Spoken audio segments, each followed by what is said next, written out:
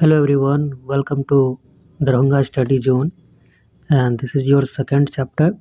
First chapter have been completed. If you have not watched, go and watch that chapter. That chapter is explained very easily and complete in Hindi language, और ये भी आपका पूरे हिंदी में होगा और आपको गाइड किया जाएगा कि आपको किस किस टॉप पॉइंट से क्वेश्चन बन सकता है, ऑब्जेक्टिव क्वेश्चन, सब्जेक्टिव क्वेश्चन, और आपको ये भी गाइड किया जाएगा कि आपको समरी कैसे लिखना है। ठीक है, तो इसमें कंप्लीट वीडियो होने वाला है। मैं कोशिश करूँगा कि इसको जितनी कम समय में हो कंप्लीट कर पाऊँ। अगर आप इस चैनल पर नए हैं, सब्सक्राइब कीजिए। ठीक है, अपने दोस्तों को शेयर कीजिए ताकि उन्हें भी फ़ायदा हो सके। ठीक है, तो आपको बस गौर से इस कहानी को सुनना है और ख़्याल रखना है कि उनके बारे में क्या कहानी, क्या बोले थे, क्या नहीं बोले थे। ठीक है, तो सबसे पहले क्वेश्चन बनता है, आपको सबसे पहले जो 21 राइटर्स है ना, आपके लेसन्स जो है ना, उसके राइटर्स याद होने चाहिए। इससे तो 10 मार्क्स का क्वेश्चन डेफिनेटली बनेगा। ठीक है, और अगर आपको उस 21 राइटर्स का नाम चाहिए और लेसन का नाम चाहिए हिंदी फ़ॉन्ट में लिखा हुआ, हिंदी भाषा में, तो आप कमेंट बॉक्स में कमेंट करेंगे, मैं उस पीडीएफ का लिंक आपको दे दूंगा। ठीक है, या आप हमारे फेसबुक पेज पे जाके उसको खोज सकते हैं, वहाँ पे मैंने अपलोड कर दिया, या फिर इंस्टाग्राम पेज पे भी मैंने उसे अपलोड कर रखा है। ठीक है, तो आपको उस दोनों जगह से वहाँ से उसे ले सकते हैं और इससे आपके 10 मार्क्स होंगे सिर्फ 21 नाम से। ठीक है, और ये डेफिनेट है, कभी कभी तो 10 से 15 मार्क्स भी हो जाता है। तो सबसे पहला क्वेश्चन बनता है, भारत इज माय होम कौन लिखे? जाकिर हुसैन जी। ठीक है, तो भारत इज माय होम जो है, इसके ऑथर या राइटर जाकिर हुसैन जी है। ठीक है, अब डॉक्टर जाकिर हुसैन के बारे में यहाँ पे कुछ कहानी होगा और इस लेसन के बारे में, तो देखते हैं क्या है। कह रहा है कि डॉक्टर जाकिर हुसैन जी है ना, जिनका जन्म 1897 में हुआ था और मृत्यु 1969 में हुआ था, हैदराबाद में जन्म लिए थे। ठीक है, बॉर्न इन हैदराबाद, तो ये बात ख्याल रखेंगे, हैदराबाद में उनका जन्म हुआ था। Was one of our greatest freedom fighters as well as an eminent educationist, वो एक स्वतंत्रता सेनानी भी थे और एक अच्छे खासे जो है एजुकेशनिस्ट भी थे। ठीक है, शिक्षाविद भी थे। अब कह रहा है doctor Hussain became the president of India in 1967। Zakir Hussain साहब जो थे वो भारत के राष्ट्रपति 1967 में बने थे। ठीक है, earlier he had served as the governor of Bihar. तो एक बात और ख्याल रखना है कि वो राष्ट्रपति के रूप में भारत के राष्ट्रपति रह चुके थे, और कब बने थे? 1967 में। ठीक है, उसके बाद क्वेश्चन कह रहा है कि इससे पहले वो जो है ना गवर्नर रह चुके थे, कहाँ के? बिहार के। ठीक है, जिस बिहार में हम लोग रहते हैं, इसी बिहार के गवर्नर रह चुके थे राष्ट्रपति बनने से पहले। अब कह रहा है Bharat is my home is an extract from the speech he gave in 1967 after taking the oath as president. कह रहा है भारत इज माई होम, यानी कि ये जो चैप्टर है, ये चैप्टर आपका लिया गया है उनके भाषण से, जो भाषण उन्होंने दिया था 1967 में। ठीक है, राष्ट्रपति पद के शपथ लेने के बाद, राष्ट्रपति पद के शपथ लेने के बाद जब वो भाषण दिए थे, तो इस लेसन में जो कहानी कही गई है ना, उसी भाषण का पार्ट है। तो ये बात याद रखें कि ये कहाँ का पार्ट है? उनके भाषण का। ठीक है, जो ओथ लेने के बाद किए थे, जब प्रेसिडेंट का ओथ लिए थे, शपथ लिए थे, उसके बाद। कब लिए थे? 1967 में। अब कह रहा है in his first speech as the president of India, doctor Zakir Hussain please himself to the service of the totality of India's culture. कह रहा है अपने पहले स्पीच में ही, पहले भाषण में ही जाकिर हुसैन जी भारत के राष्ट्रपति के तौर पे ये वादा करते हैं, ठीक है, अपने आप से, कि वो भारत के कल्चर के लिए पूर्ण रूप से काम करेंगे। ठीक है, इंडियाज़ के कल्चर के लिए। ठीक है, चलिए तो आगे बढ़ते हैं। आगे हमारा कुछ क्वेश्चंस है कि चैरिटी जो है घर से ही शुरू होता है, इस पर आप डिस्कस कीजिए। पूरा दुनिया जो एक तरीके से एक फैमिली है, इस पर डिस्कस कीजिए। और इंडिविजुअल और फैमिली दोनों इंटरडिपेंडेंट है, दोनों एक दूसरे पे आश्रित है, इस पर डिस्कशन कीजिए। ठीक है, अब हम आते हैं लेसन पे, यहाँ से हमारा लेसन शुरू होता है। ठीक है, तो आप लोग गौर से सुनिएगा, और अगर आपको पसंद आता है और आगे भी कुछ टॉपिक्स चाहिए, जैसे ग्रामर के किसी टॉपिक्स पे वीडियो चाहिए जो आपको नहीं समझ में आया हो, जैसे कि active passive, narration, active passive को वॉइस कहते हैं, या टेंस, या जो भी आपको शॉर्टकट्स चाहिए, सारे वीडियो मिलेंगे कमेंट सेक्शन में, आप कमेंट कर सकते हैं। ठीक है, ऑन डिमांड डिलीवरी भी आपको मिलेगा। तो चलिए आगे शुरू करते हैं। तो कह रहे हैं कि फर्स्ट पैराग्राफ में कह रहे हैं कि I must confess that I am overwhelmed by the trust my people have placed in me by electing me to the highest office in the land. कह रहा है इस भूमि में जो सबसे ऊंचा ऑफिस है, सबसे हाईएस्ट ऑफिस है, उस पे चुन के जो मेरे लोगों ने मुझ में जो ट्रस्ट दिखाया है, जो भरोसा दिखाया है ना, इससे मैं बहुत ओवरवेल्म्ड हूँ, यानी कि ओवरवेल्म मतलब होता है उलझन में होना, ठीक है, होता है ना कभी यार बहुत ज़्यादा खुश हो जाते हैं तो उलझन में हो जाते हैं, ठीक है, क्या करें क्या नहीं करें कुछ समझ में नहीं आता। तो यही जाकिर हुसैन के साथ भी यही हो गया, ये ऐसा कहते हैं। आई मस्ट कन्फेस, मैं इस बात को मानता हूँ, ठीक है, कि मुझे जो इतने बड़े ऑफिस में चुना गया है और जो भरोसा लोगों ने मुझ में दिखाया है, मेरे लोगों ने, इससे मैं ओवरवेल्म्ड हूँ, उलझन में हूँ और इस बात को मैं मानता हूँ। सेकेंड नंबर कह रहा है डॉक्टर राधाकृष्णन। डॉक्टर राधाकृष्णन इनसे पहले जो राष्ट्रपति थे उनके बारे में बात हो रहा है कि डॉक्टर राधाकृष्णन जो है ना प्रेसिडेंसी को यानी कि राष्ट्रपति के पद को एक मेंटल इक्विपमेंट के रूप में इस्तेमाल किए थे, ठीक है। तो ये बात ख्याल रखेंगे कि ये मेंटल इक्विपमेंट के रूप में कौन इस्तेमाल किया था प्रेसिडेंसी को, राधाकृष्णन जी, ठीक है, जानते हो ना सर्वपल्ली राधाकृष्णन जी, जिसके नाम पे आप लोग शिक्षा दिवस मनाते हैं। अब कह रहा है of degree of erudition and wealth of experience rarely to be found anywhere. उनके जैसा एक्सपीरियंस का धनी व्यक्ति यानी कि अनुभव का धनी व्यक्ति और ज्ञानी व्यक्ति इस दुनिया में बहुत कम मिलता है, ठीक है। During a life time devoted to the pursuit of knowledge and truth, he has done more than probably any other man to bring out and explain Indian philosophical thought and the oneness of all true spiritual value। अब कहते हैं जाकिर हुसैन जी राधाकृष्णन के बारे में कहते हैं कि उनके ऐसा अनुभव का धनी व्यक्ति ज्ञानी व्यक्ति इस दुनिया में बहुत कम पाया जाता है, ठीक है, रेयरली है, ठीक है। और अपने पूरे जीवन में राधाकृष्णन जी क्या किए थे, ज्ञान के खोज में लगा दिए थे अपने पूरे जीवन को और सच्चाई की खोज में, ठीक है। और भारत के फिलॉसफी के लिए फिलोसफिकल थाट के लिए फिलोसफिकल विचार के लिए, ठीक है, और उसकी एकता के लिए जितना दूसरा कोई व्यक्ति किया होगा ना और स्पिरिचुअल वैल्यूज़ के लिए, ठीक है, आध्यात्मिक मूल्यों के लिए जितना दूसरा कोई किया होगा उससे ज़्यादा क्या किए थे राधाकृष्णन जी किए थे, ये कह रहे हैं जाकिर हुसैन साहब, ठीक है। He has never lost his faith in the essential humanity of man and he himself have never ceased to champion the right of all man to live in dignity with justice. अब आगे कह रहे हैं कि उन्होंने कभी जो है मानवता में अपना विश्वास नहीं खोया, हमेशा मानव, ठीक है। तो इसकी कहने का अर्थ ये था लास्ट वाले सेंटेंस का मतलब कि वो जो है मानव का जो मानवता होता है उसमें जो है कभी अपना विश्वास नहीं खोए, ठीक है, और वो कभी अपने आप को जो है जो किसी भी मानव का जो अधिकार होता है, राइट होता है कि आत्मसम्मान और न्याय के साथ जीने का जो हर किसी का एक अधिकार है, उससे कभी वो पीछे नहीं हटे, मतलब उसके सपोर्ट में हमेशा रहें।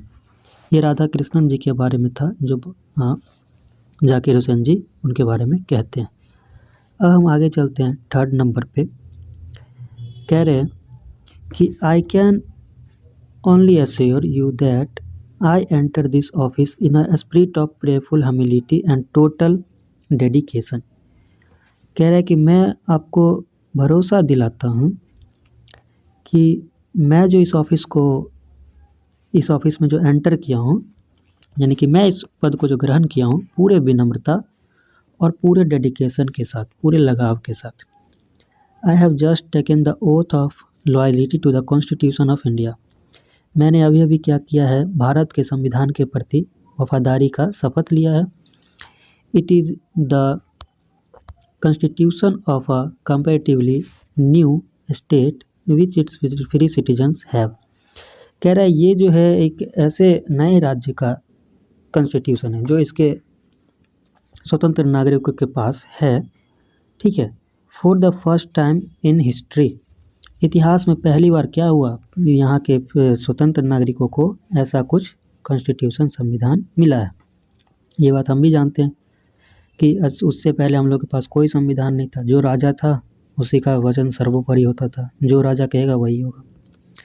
कह रहा है गिवन टू देमसेल्फ, उनको जो मिला है, ठीक है, यहाँ के जो स्वतंत्र नागरिकों को ये जो है इतिहास में पहली बार कुछ ऐसा कॉन्स्टिट्यूशन नाम का चीज़ यानी कि संविधान नाम का चीज़ मिला। It is the young state of an ancient people who through the long millennia and through cooperation of diverse ethnic elements have striven to realise timeless absolute values in their own peculiar ways. कह रहा है बहुत लंबे समय से जो ये जो है आपसी सहयोग से अलग अलग जो डाइवर्स के एथनिक एलिमेंट्स है, अलग अलग जो समूह के जो लोग हैं, आपसी सहयोग से क्या किए थे, रियलाइज़ करवा देते थे टाइमलेस, ठीक है, और अपने अपने अलग अलग तरीके से क्या किए थे, एक दूसरे का सहयोग करते थे, ठीक है। और टाइमलेस मतलब कि पता ही नहीं चलता था समय कब बीता, ठीक है।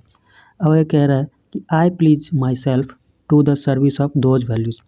मैं वादा करता हूँ कि मैं उस सर्विस को क्या करूँगा, मैं जो उस वैल्यूज़ है, वो जो कीमती चीज़ है, उन मूल्यों को मैं बनाए रखूँगा, उनके लिए काम करूँगा। फॉर दो सम कंक्रीट कह रहे हैं for though some concrete realisation of a value may become inadequate with the change of circumstances, the value remains eternally valid and presses for newer and fresher realisation. कह रहा है हालांकि कुछ ऐसा जो कंक्रीट रियलाइजेशन है, ठीक है, ठोस चीज़ है, जो वक्त के साथ जो बदलता है हालत, उसके साथ वो इनएडिक्वेट हो जाता है, अपर्याप्त हो जाता है, लेकिन वो हमेशा क्या होता है, बना रहता है और हमको हमेशा जो है प्रेस करते रहता है, दबाव डालते रहता है एक नए और फ्रेश रियलाइजेशन के लिए, ठीक है। कह रहा the past is not dead and static, it is alive and dynamic and is involve in determining the quality of our present and the prospects of our future. कह रहा है कि हमारा जो पास्ट है वो मरा नहीं है और ना ही रुका हुआ है, ये जीवित है और डायनेमिक है, मतलब कि बदल रहा है, ठीक है। और ये हमारा प्रेजेंट का जो क्वालिटी है उसको डिटरमाइन करने में इन्वॉल्व है, शामिल है, पता करने में शामिल है, और जो हमारा फ्यूचर है उसको प्रोस्पेक्ट्स करता है, ठीक है। अब कह रहा है फोर्थ नंबर में the process of its constant renewal is Indeed the process of growth of national culture and national character.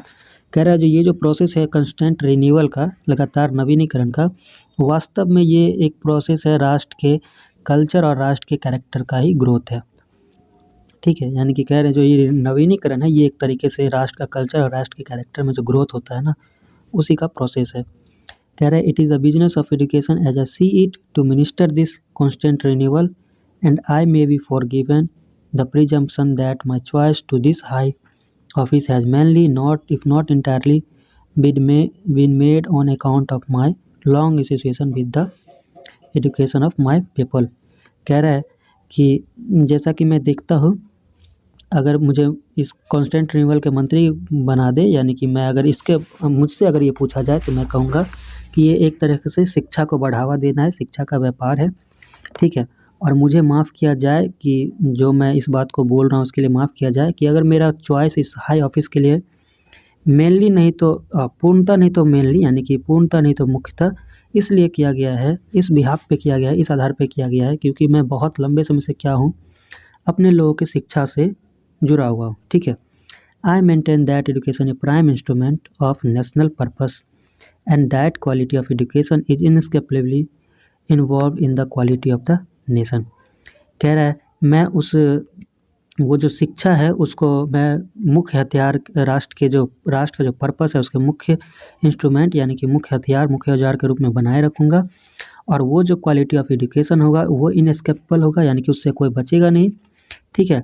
और वो जो है क्वालिटी, राष्ट्र के क्वालिटी में क्या होगा, इन्वॉल्व होगा, ठीक है, शामिल होगा। आगे कह रहे हैं 5 नंबर पे कि I therefore please myself to the loyalty of our past culture from wheresoever it may have come and by whomsoever it may have been contributed। कह रहा है इसलिए मैं वादा करता हूँ, अपने आप से मैं वादा करता हूँ कि मैं अपने पास्ट जो कल्चर है उसके प्रति वफादार रहूँगा, लॉयल रहूँगा, चाहे ये कहीं से भी आया हो या इसको बनाने में किसी ने भी मदद किया हो। आगे कह रहा है I pledge myself to the service of the totality to my country's culture.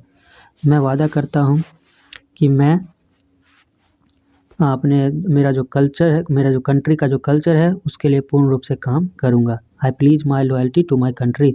मैं वादा करता हूँ कि मैं अपने देश के प्रति वफादार रहूँगा, इर्रेस्पेक्टिव ऑफ रिलीजन और लैंग्वेज, बिना किसी धर्म और भाषा के आधार पर भेदभाव किए हुए। I pledge myself to work for its strength and process and for the welfare of its people without distinction of caste, colour और क्रीड।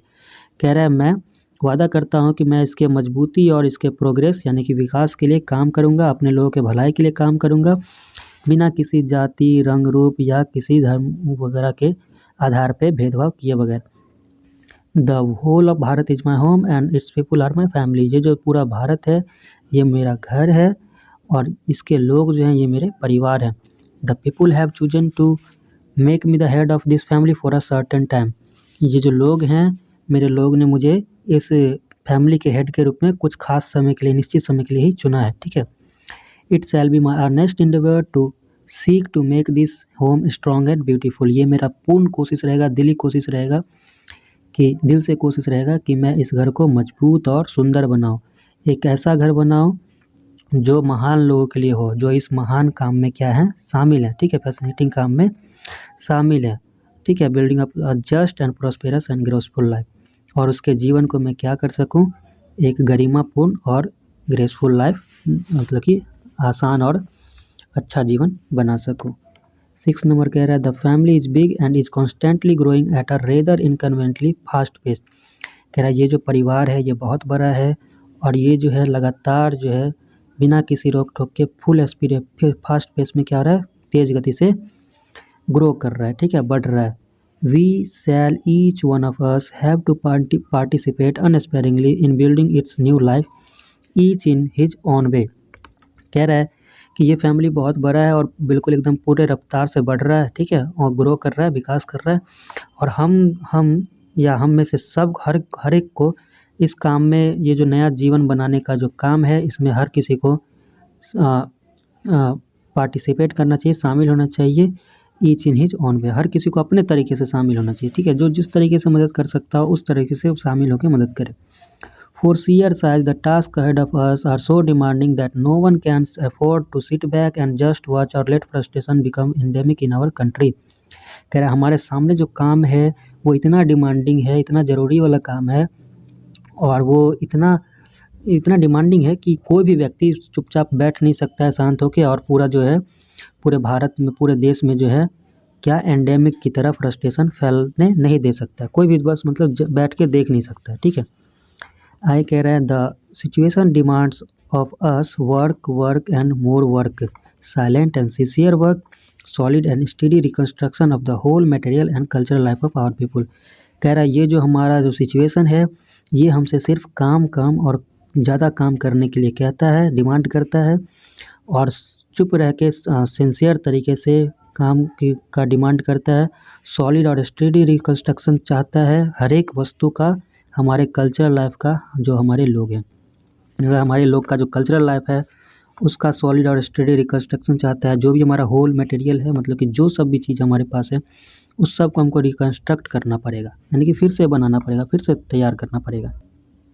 आगे कहते हैं 7 नंबर में कि this work as I see it has 2 aspects, work on oneself and work for the society around. कह रहा है इस काम को जैसा कि मैं देखता हूँ 2 एस्पेक्ट्स है, कि 2 पहलू हैं, एक तो अपने आप पे काम कीजिए और एक जो आपके आसपास सोसाइटी है उसके लिए काम कीजिए। अगला कह रहे हैं they are mutually fruitful aspects of work, ये दोनों क्या है, आपसी परस्पर फ्रूटफुल एस्पेक्ट्स हैं, ठीक है, इस काम के, ठीक है, इस काम के दोनों क्या हैं, परस्पर पहलू हैं। अब कह रहा है the work on oneself is to follow the urge towards moral development as a free person and under self impose discipline which alone can render that development possible. कह रहा है कि जब अपने आप पे काम करेंगे तो इसका मतलब ये हुआ कि आप क्या चाहते हैं, मोरल डेवलपमेंट चाहते हैं, ठीक है, एक फ्री पर्सन के रूप में, एक स्वतंत्र पर्सन आदमी के रूप में, और अपने खुद के द्वारा लगाया गया डिसिप्लिन के अंदर रह के, ठीक है, जो अकेले क्या करेगा इस डेवलपमेंट को संभव कर पाएगा, ठीक है। It's and product is a free moral personality, और इसका जो एंड प्रोडक्ट है ये क्या होगा, एक फ्री मोरल पर्सनैलिटी होगा, ठीक है। We can neglect the end product only at our peril, और ये जो हमको एंड प्रोडक्ट मिलेगा पर्सनैलिटी, मोरल पर्सनैलिटी, इसको हम केवल उसी समय नेग्लेक्ट कर सकते हैं, नज़रअंदाज कर सकते हैं जब हम क्या हो, कहीं मुश्किल में हो, ठीक है, मुसीबत में हो या खतरे में हो। This end product can not sustain itself without seeking and exercising itself to bring about the approximation of the society to which it is privileged to serve to a better, a juster and a more graceful way of life। कह रहा है कि ये जो and product हमको मिलेगा ये अपने आप सस्टेन नहीं रह पाएगा, ठीक है, सतत नहीं रह पाएगा जब तक कि हम इसको जिस सोसाइटी में हम रहते हैं उसके आसपास न लाएं, ठीक है, और जिसको हम चाहते हैं कि एक बेटर और एक न्यायपूर्ण और एक गरिमापूर्ण जीवन जीने का जो तरीका है और उसको हम लाना चाहते हैं, तो इसको हमको उस सोसाइटी में क्या करना पड़ेगा, इसको लाना पड़ेगा, ठीक है, यानी कि सोसाइटी के लिए काम हमको करना पड़ेगा। आगे कह रहे हैं the individual can not grow in full perfection without a corresponding advance of the collective social existence. कह रहा है जो कोई भी जो इंडिविजुअल यानी कोई भी जो व्यक्ति विशेष है वो फुल परफेक्शन को पूर्ण निपुणता को यानी कि पूरे निपुणता को प्राप्त जब तक प्राप्त नहीं कर सकता है जब तक कि उसको कलेक्टिव सोशल एग्जिस्टेंस नहीं मिले, यानी कि एक सामाजिक चीज़ नहीं मिले तब तक कोई भी व्यक्ति जो है फुल परफेक्शन को प्राप्त नहीं कर सकता है। Let us resolve to get wholeheartedly engage in this two aspects of work, individual and social. कह रहा है चलिए हम लोग इस बात को वादा करते हैं पूरे दिल से कि हम लोग जो है ये जो दो पहलू वाला हमारे पास काम है, एक अपने आप पे काम करना और एक समाज पे काम करना, इसमें इंगेज होते हैं, इसमें शामिल होते हैं। ठीक है, आगे कह रहा है हमारा 8 नंबर पैसेज कि this dual effort will give to the life of our state a special flavour. ये जो दोहरा काम है ये हमारे राज्य को एक नया स्वाद देगा, फ्लेवर देगा। ठीक है, नया रूप देगा। For the state to us which not be just an organisation of power but a moral organisation. कह रहा है हम लोगों के लिए जो स्टेट है बस एक ऑर्गेनाइजेशन नहीं होना चाहिए, शक्ति का ऑर्गेनाइजेशन नहीं होना चाहिए। ठीक है, एक मोरल ऑर्गेनाइजेशन नहीं चाहिए, एक नैतिक ऑर्गेनाइजेशन होना चाहिए। ठीक है, it is a part of national temperament and inheritance from the great leader of our revolution movement Mahatma Gandhi. That power should be only use only for moral purposes. कह रहा है ये हमारे एक राष्ट्रीय विचार का, एक राष्ट्रीय टेम्परामेंट का, राष्ट्रीय सोच का और इनहेरिटेंस का है, जो हमको एक हमारे जो आज़ादी के जो नायक थे महात्मा गांधी, अब आज़ादी के जो मूवमेंट था, ठीक है, जो महात्मा गांधी थे उनका एक क्या है, उनसे हमको ये मिला है। ठीक है, और ये जो पावर है ये उसी के लिए सिर्फ इस्तेमाल होना चाहिए, हमारे नैतिक पर्पस के लिए इस्तेमाल होना चाहिए। ठीक है, नैतिकता के लिए इस्तेमाल होना चाहिए। The peace of the strong is what we shall dedicate our self to work for. और जो हमारा शांति है, मजबूती का जो शांति है वो इसी में है कि हम लोग क्या करते हैं अपने वर्क के लिए, जिसको लगाते हैं, जो हम अपने वर्क में लगाते हैं वही क्या है, मजबूती का शांति। ठीक है, अब आगे कह रहा है 9 number, I have full faith in my people that they will bring fourth the energy required for the satisfactory performance of this dual task.